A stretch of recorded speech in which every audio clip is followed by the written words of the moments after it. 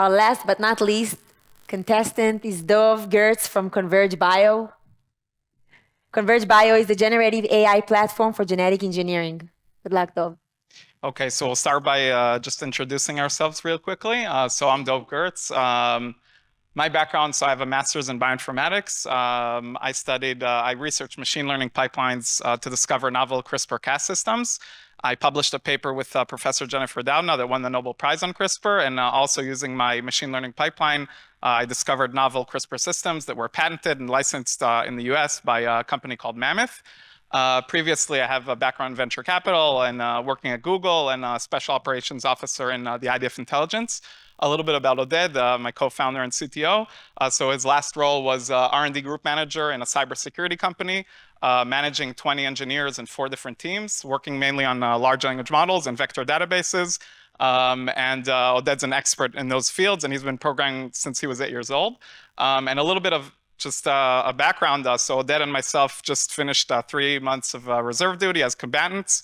Oded was fighting in Gaza in Unit 551, and myself up north. And we just completed our $5 million seed round, so we're happy to be here and feel very lucky to take part of this renewal of the ecosystem once after our reserve duty. So we'll give some background. So I guess everyone in the crowd knows about large language models. So here's an article from Forbes recently. The next frontier for large language models is biology. And not only on a business side, so we see articles in Nature, Science, Cell that I'm sure everyone in this room are familiar with, of large language models learning the language of genomics and how Gen AI is building better antibodies. And we're talking about large language models that are trained on genetic data, whereas the whole world is obsessing on LLMs trained on textual data. We're seeing this whole emergence of LLMs training on genetic data behind the scenes, and this is the real promising technology.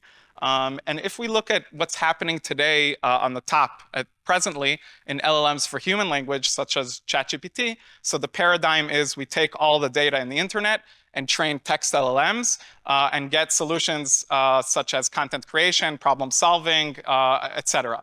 And the same paradigm we're starting to see in the worlds of biology, where LLMs for biological language, we're taking all of the publicly available genetic data, and we're talking about petabytes of data, an order of magnitude more data than what we see online and internet, and train biological large language models and get solutions for the hardest biological problems, such as personalized medicine and cancer diagnostics and protein engineering. So this is a huge, huge opportunity, but the problem is that there's absolutely no infrastructure to help R&D teams actually use this technology. So that's where we enter.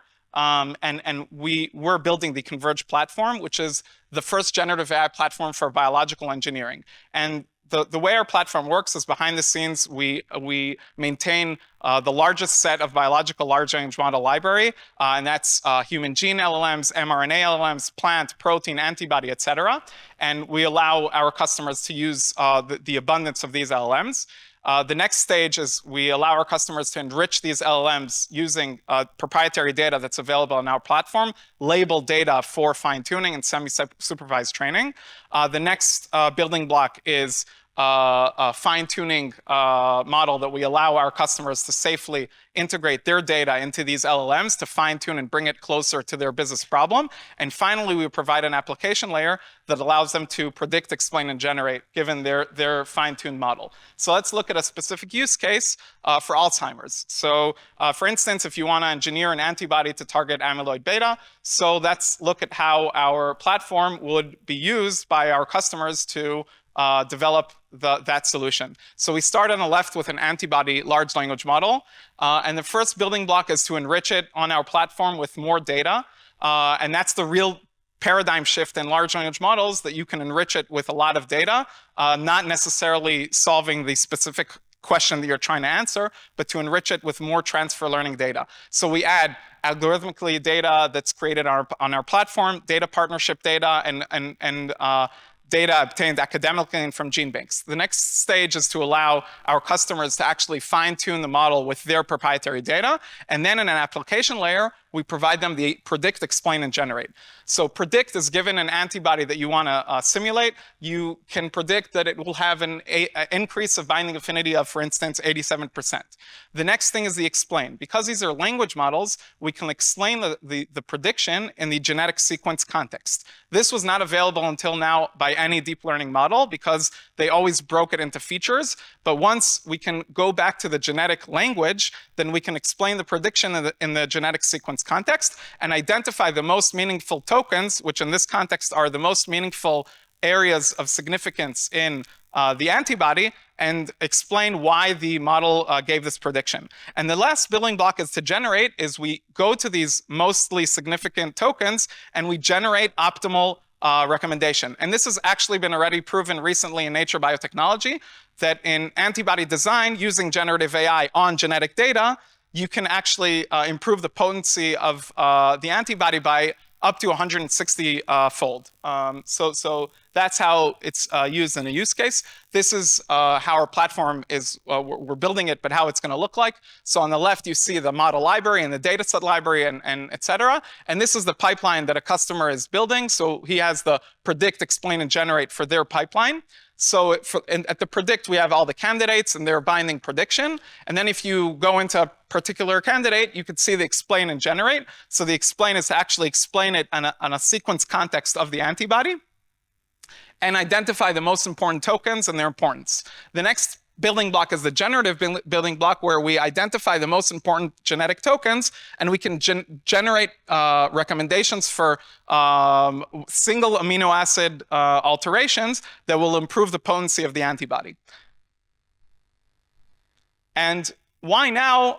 So there's two very significant macro trends that are happening. So one is decreasing genome sequencing costs. This is happening for years, but we've actually reached that $100 mark of sequencing everyone in the room and their data. So obviously there's more genetic data, and this will be processed. And the other side is the macro trend of the increased foundational model context length. And what does that mean is that foundational models, large language models, up to a year ago, couldn't swallow genetic data at a human scale. So we're talking about 3 billion nucleotides, and this couldn't be comprehended by large language models a few months ago. And we're really getting to the point where the context length of these language models are becoming larger and larger, and this is finally relevant for processing genetic data at a large scale. So thank you. And we're right now starting to work with our first design partners. And we're obviously looking for additional customers. For anyone who's interested, please scan the barcode and contact us, and we'd love to discuss. So I'll start with the business model. At this point, it's a SaaS business model. The customer is any company that does biological R&D. That includes biotech, pharma, food tech, anyone. If you have biological R&D at a genetic level, so you're our customer. But there's no convincing. They're all looking into using large language models for genetic data. They have absolutely no infrastructure to do so, like literally nothing. And they're all starting to try to build all kinds of things with their own API pipelines. And it's just going into an open room. Like they're really interested in it.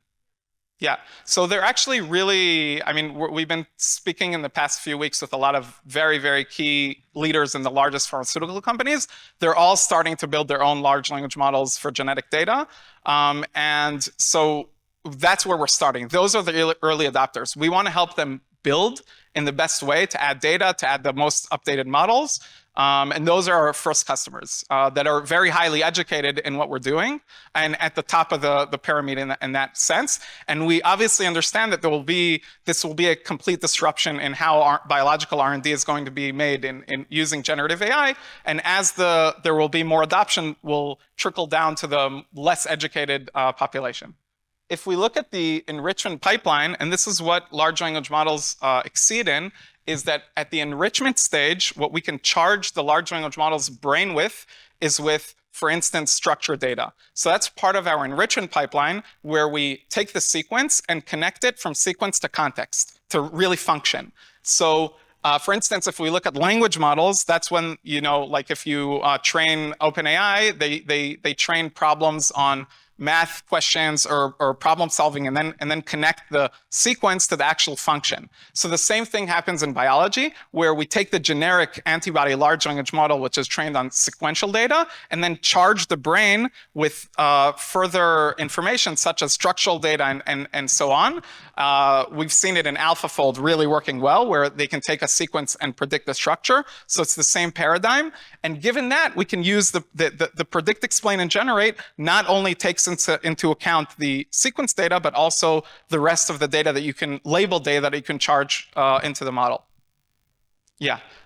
So first of all, how we obtain the data. So our first and largest moat is algorithmically labeling data using proprietary algorithms that we are building and building on things that I built in my master's, and also data partnerships that we're working on with a bunch of data providers at this moment, and that's our proprietary data. And in terms of validating with wet lab, that's something that we still haven't gotten to, and there will be a huge challenge, but it will be a challenge for the whole industry on how to integrate that kind of data into large language models, and hopefully we will be able to give a good product to our customers integrating that data. But obviously it's very noisy and yeah.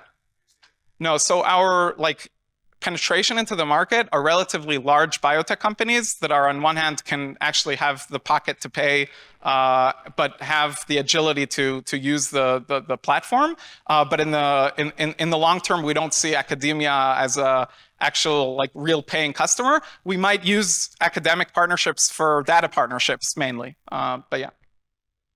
After watching these 7 amazing, inspiring people pitch their startup, and before hearing our judges' decision, let's reminisce for a second and see for the last time all our 7 contestants. We had Mike Tellem from ChemTai.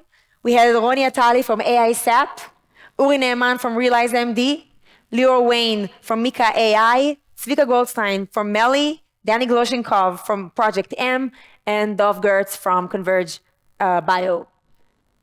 Okay, guys, we will take a couple of minutes break to decide on the winner and be right back. Don't go anywhere. All right, time to announce the winner. I'd like to call to the stage Renan Ashkenazi, representing a panel of judges to announce the winner.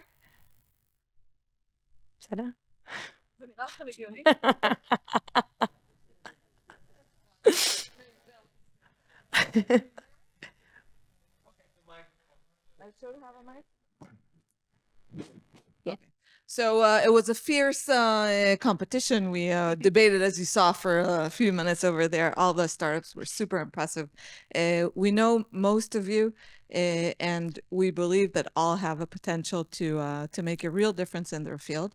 This year, the winner is, how do I make this suspenseful? Okay, thank you. Converge Bio.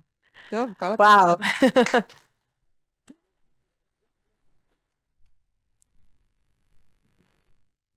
Congratulations, Dov and Oded. Let's do a photo. Let's do a photo.